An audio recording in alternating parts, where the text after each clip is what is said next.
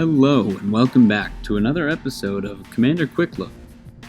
Today, the Quick Look I prepared for you is Emry, Lurker of the Loch, a new card out of Throne of Eldraine. So now, when I first saw Emry when she was first spoiled, I was over the moon.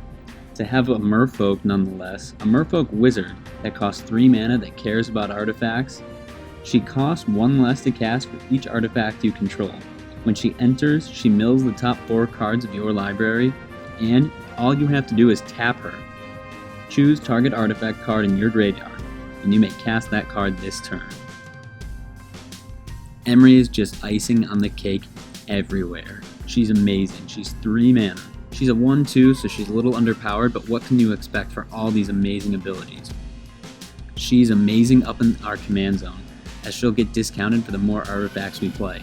And anyone who plays any kind of artifact deck, whether it's mono red, mono blue, red blue, Brea artifacts, they know that having a lot of artifacts on the field is super easy to do. Emry is almost always going to cast us just 1 blue mana, and it will be great as she'll get around commander tax.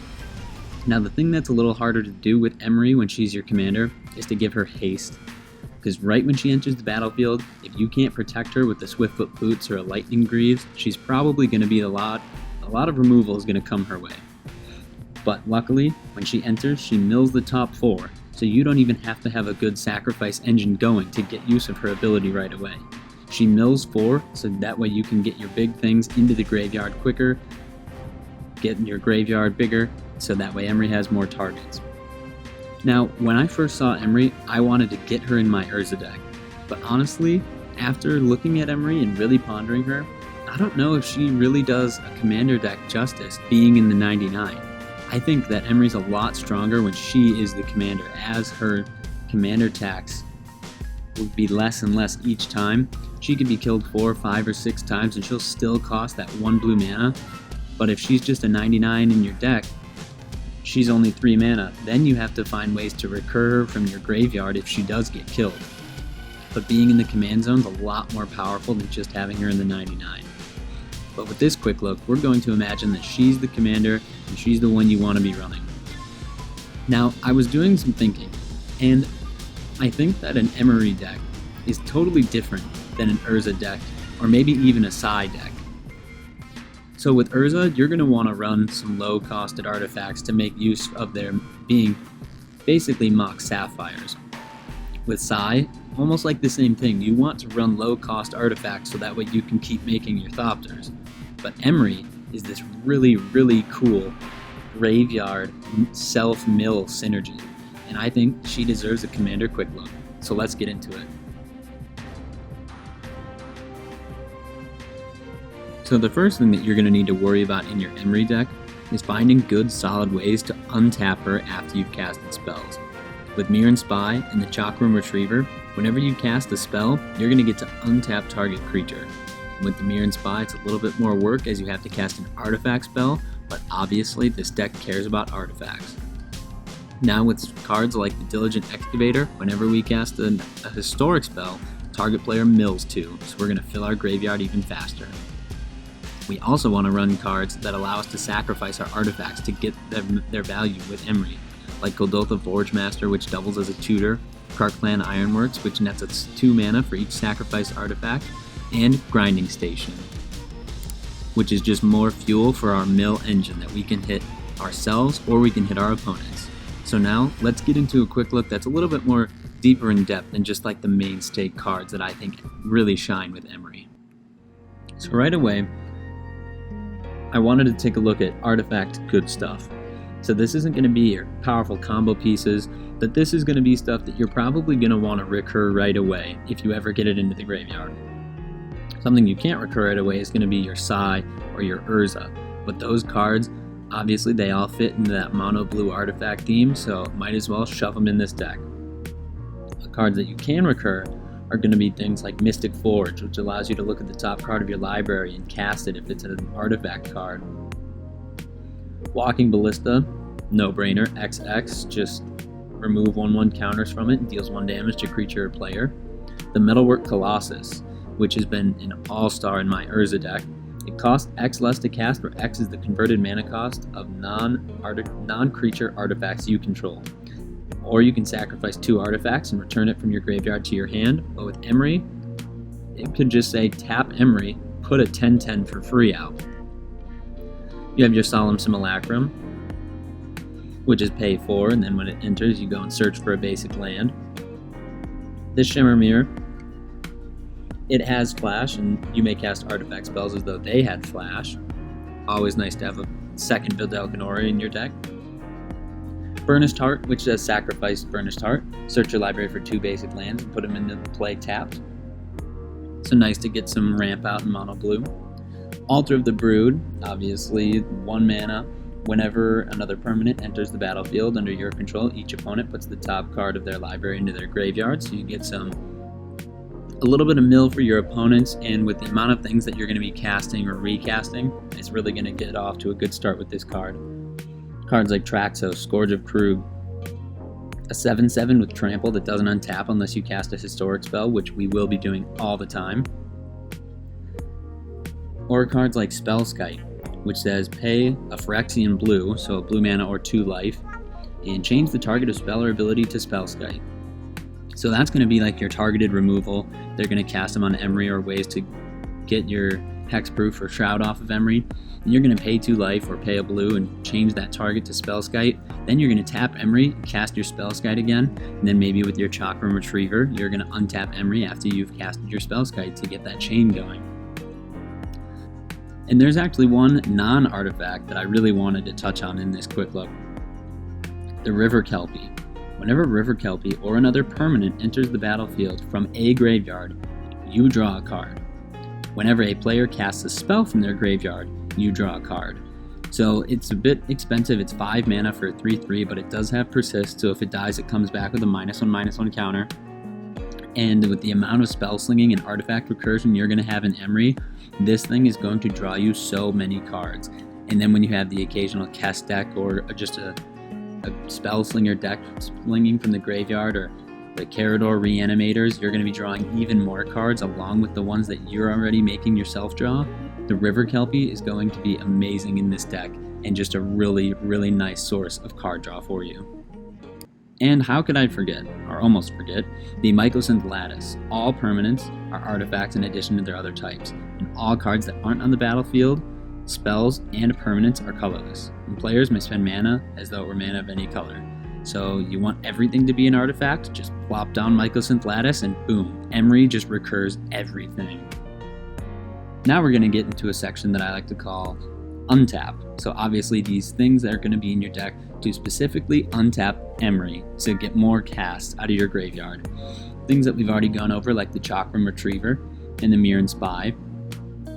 Whenever you cast a spell during your turn, untap target creature, pretty simple. It's also on a good body too. It's 5 mana, but it is a 2/4. And the Mirren Spy has flying. It's a 1/3, so it could block a few things. Whenever you cast an artifact spell, you may untap target creature. The Epheto Alchemist. Tap the Epheto Alchemist and untap target artifact or creature. Pretty simple. The Draw Scorpion. For 4 mana, it's a 3/1. Whenever Draw Scorpion or another artifact creature is put into a graveyard from play, you may untap target artifact. So again, this isn't really going to untap Emry, but it's just a little source of untapping for things that you might need to tap, like your mana rocks. And when you sacrifice things, which you're going to be doing a lot with your Blasting Station or Krark-Clan Ironworks, the Draw Scorpion is just going to help you with getting more mana to activate Emry. And the 1,000-Year Elixir. And this is a double-edged sword, because you may activate abilities of creatures you control as though those creatures had haste. So immediately when Emry comes in for our 1 blue mana, we're going to be able to tap her right away and start recurring things even quicker. The 1,000-Year Elixir also has pay 1 colorless mana, tap the 1,000-Year Elixir, and untap target creature. So with the Draw Scorpion out, we sacrifice a creature to our Krark-Clan Ironworks. The Draw Scorpion triggers, 1,000-Year Elixir can then untap Emry, but then we can use the creature dying to untap the 1,000-Year Elixir to start that chain all over again. Moving on to our next section, things that want to be sacrificed. So you're going to want things like the Codex Shredder, where it's 1 mana, tap it, and target player puts the top card of their library into their graveyard, so you can use that on yourself or your opponents. Then pay 5 and tap it and sacrifice the Codex Shredder. Return target card from your graveyard to your hand. So if you have a non-artifact card that you need to get back, do it with the Codex Shredder. You have your Lotus Petals and your Tormod's Crypts, your Mind Stones, so that way you can get more activations off of sacrificing. And these things are cheap, with the Tormod's Crypt and the Lotus Petal being 0 mana. You can just tap Emry, bring him right back to the battlefield. We've already gone over Solemn Simulacrum and the Walking Ballista, but there are things like Hope of Gyre-Pur. Sacrifice the Hope of Gyre-Pur, and until your next turn, target a player who was dealt combat damage by the Hope of Gyre-Pur can't cast non-creature spells. Now the Hope of Gyre-Pur is a 1/1, but who knows, maybe you're going to do something tricky in your deck. The Mirror Retriever. When the Mirror Retriever dies, return another target artifact card from your graveyard to your hand. So you sack your Mirror Retriever to the Krark Clan Ironworks, you net 2 mana, that dies, you return something to your hand, maybe your Draw Scorpion untaps a Mana Rock, and now you're up 4 mana to use Emry to cast something from your graveyard. We have our Hangerback Walkers, the Worm Coil Engines, Burnished Heart, which we already went over, Junk Diver. Everything's pretty self-explanatory. Welding Jar I thought was really interesting. It's a 0 mana artifact, so obviously if Emry taps, it'll just come right back. Sacrifice Welding Jar, regenerate target artifact. So this can just be used in a variety of ways, whether we're blocking with a weak creature, it dies, and then we sacrifice the Welding Jar to regenerate that creature and get it to enter the battlefield effect again. I don't know how you're going to use it, but I just thought it looked really cool for this deck. Now arguably one of the most, you could say powerful, or you could just say mean cards in this deck is Mindslaver. I'm sure most of you have been affected by Mindslaver, whether you're mind-slaving your friends or getting Mindslaver attached to you. Mindslaver is a 6 mana artifact that says pay 4, tap it, and sacrifice it. You control target player during that player's next turn. Obviously with Emry, it's a little mean, but it is 10 mana to activate, so I say it's pretty fair and worth it. So if you want to control your friends and make them play Magic, so you get 2 turns with 2 different decks, throw Mindslaver in this deck and I don't think you'll be disappointed. And finally, our last section, things that allow you to sacrifice your artifacts. Obviously we have the things we went over before, being the Krark Clan Ironworks, the Grinding Station, and the Kuldotha Forge Master. Sai will also allow you to sacrifice your artifacts, as you pay 1 and a blue to sacrifice 2 artifacts and draw a card, so you can turn your artifacts that you might not be using at the time into pure card draw. You have your Scrapyard Recombiner for 3 mana. It has Modular 2. This creature enters the battlefield with 2 +1/+1 counters on it, and when it dies, you may put its +1/+1 counters on target artifact creature. It has tap this creature, sacrifice an artifact, and you may search your library for a construct card, reveal it, and put it in your hand, and shuffle your library. It's a little bit of tutor with sacrificing an artifact. And now a really popular one, the Arcbound Ravager. Sacrifice an artifact and put a 1/1 counter on the Arcbound Ravager. It also has Modular 1. So the Arcbound, we could just pump that and make it massive and swing in at someone and just take them out of the game. And then when it dies, as we sacrifice it to our Krark Clan Ironworks, get our 2 mana, we can redistribute its +1/+1 counters. There is also the Ashnod's Altar, to sacrifice a creature to add 2 colorless mana, not just an artifact.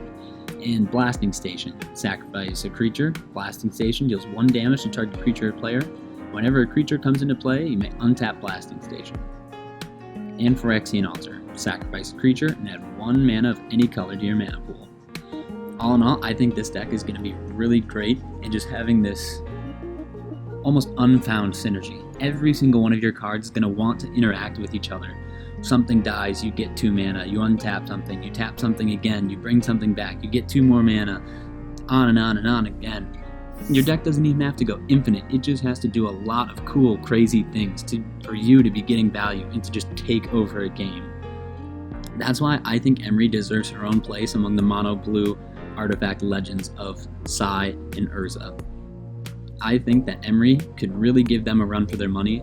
I don't know if she can really dethrone Urza, but she is awesome and cool, and her deck is going to be amazing in its own right.